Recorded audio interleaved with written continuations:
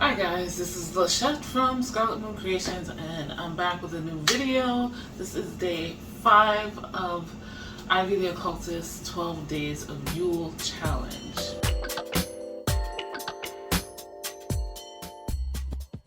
Hey, as a reminder, Ivy's channel and the announcement video with all the prompts and everything is linked in the description down below. Also linked is information and ways you can support both the Palestinians to stop the genocide and the Congolese to stop their enslavement in mines. If you haven't had a chance to check out those links, I do ask that you take some time to do so. Now, today's prompt is feast magic, share a recipe or potion. I'm going to share 2 because I have them, so why not? When else will I share? I can wait another year for one of these, but anyway, so I lost the beginning footage for the first one somehow, and I'm going to be sharing oxymels. Oxymels are a combination of honey and apple cider vinegar. I believe this is a Greek word that means like acid and sugar or acid and sweetness, something to that effect. So the combination of apple cider vinegar, that being having lots of acid, good acids for your stomach, and the minerals in it that you see floating around is also very good for your immune system and other things like that. And then there's honey, which also helps with gut health and is immune boosting, especially if you're using local honey. Both are also very helpful for throat health, keeping it moisturized in the dry winter season, which I personally appreciate. So, I mean, oxymels are good to use at any time of year, but I guess as a budding herbalist and someone who has respiratory and throat health issues, I gravitate more towards this kind of immune boosting thing in the winter time. You have things like the flu and all other stuff, but they can be helpful. So I started a couple of weeks ago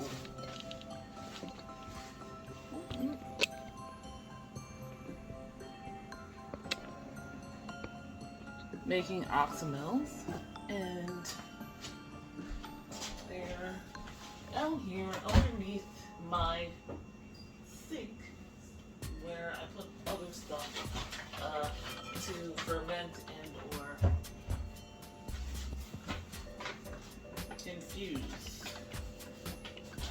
So I've got 4 different ones, and it's time to decant them essentially. It takes about 4 weeks to a month to ferment at minimum. If you have equal amounts of honey and vinegar, you've made an oxymel. That's it. But people like adding herbs and other immune boosting or illness reducing and preventative plants in them as well. This clip is about the halfway mark where I was adding some more ingredients I couldn't or didn't have, like the lemon pieces at first. And at this point I only had 3 jars, but I somehow got a 4th in the meantime. You're to keep them in a cool, dry place, and for the first 2 weeks just shake them up, leaving everything in there.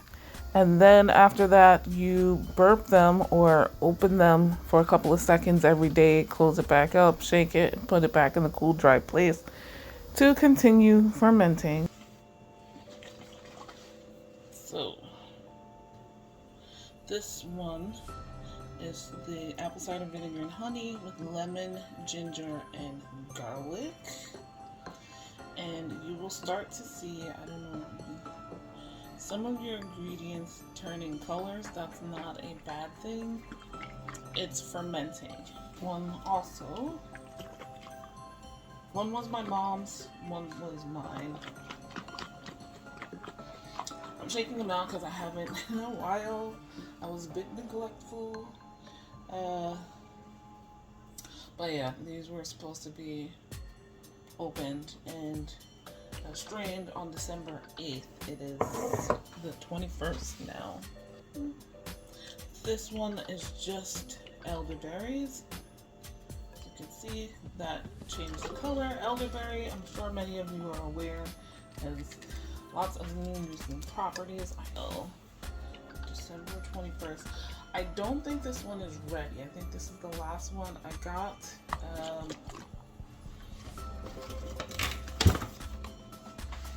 This one has lemons and I think I put small pieces of garlic, yes, and garlic inside as well. So you need bowls, a strainer, jars, and labels, and something to write with. Bronx Honey brand if you're local in New York City. Hives are here in the Bronx and you can get it. So after your month is up, you take them out and you strain them. One time or two or three depending on you, basically.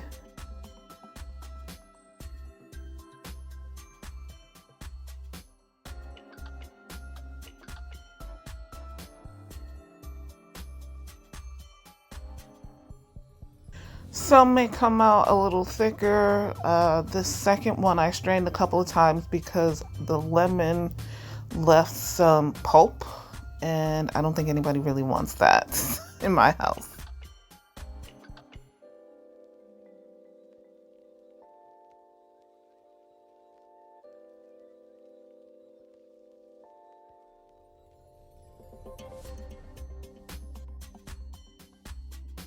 And you can use a funnel to get the final liquid into the final jars that you'll be using.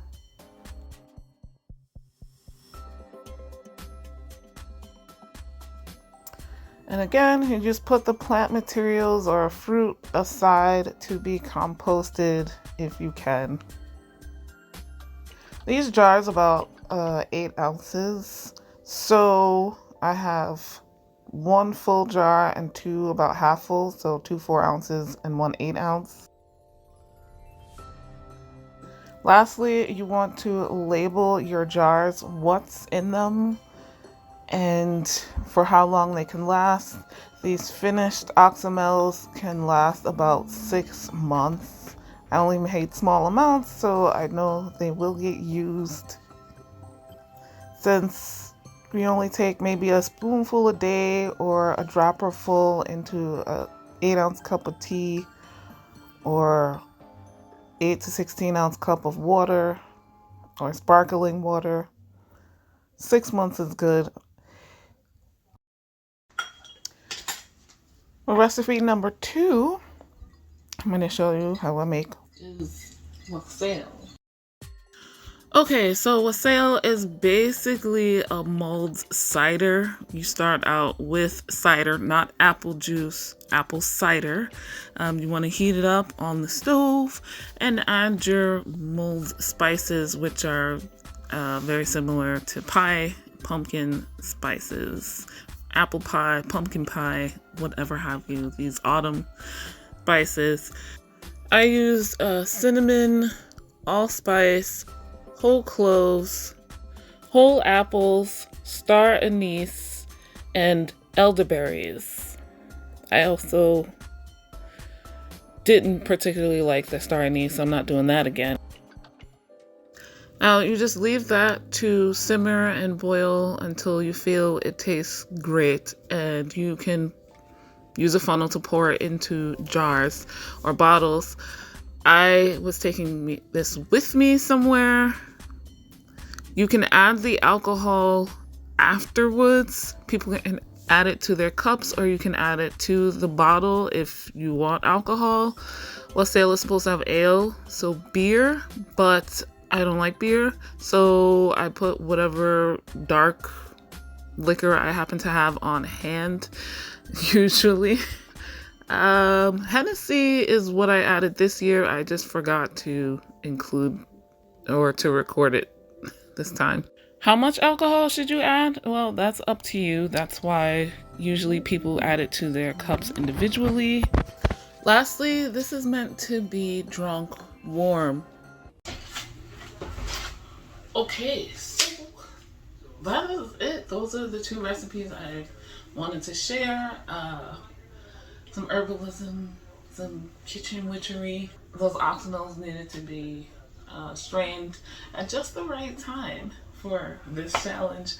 And I wound up making wassail or mulled cider or mulled wine almost every year, quite often for rituals with my coven. So I thought, why not include that too? I have footage already.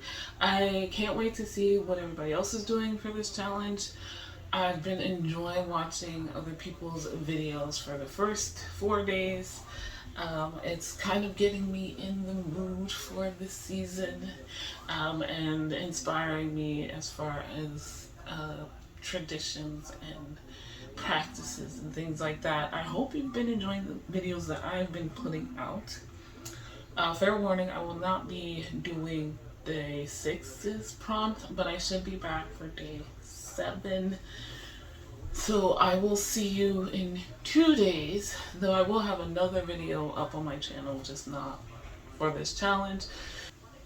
That being said, guys, like this video if you liked it, subscribe if you are new. If you're not putting out videos, let me know if you've made either of these things before down in the comments, or if you are putting out videos, you can answer that. But also let me know what recipes or things that you create for the winter season if you're not answering the prompt in a question. Let me know in the comments down below. I am super curious. Links in the description to everything I mentioned, the Boogie Down Bronx honey in particular. These are pretty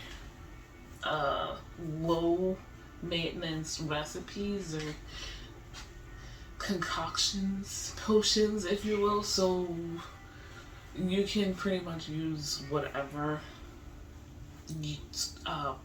vinegar, as long as it has the mother in it, whatever honey, as long as it's actual honey and not syrup like a lot of what's sold in the supermarket, and whatever cider you get. Cider, not apple juice. That is the difference. And whatever liquor, as you saw, you have on hand that you think tastes good. All of these you can get probably in your local supermarket or Walmart or whatever is available to you. So I don't have too many links for those. Links to my Twitter and Instagram if you'd like to follow me anywhere else. Links, of course, to, as I mentioned at the beginning, ways you can learn more about what's going on, what has been going on in Palestine and the Democratic Republic of Congo, and ways you can help and things you can boycott if necessary, and ways you can find other products to use instead, linked in the description down below. And there is a 10% off discount code to my Etsy shop. But my Etsy shop will be closed until January 14th.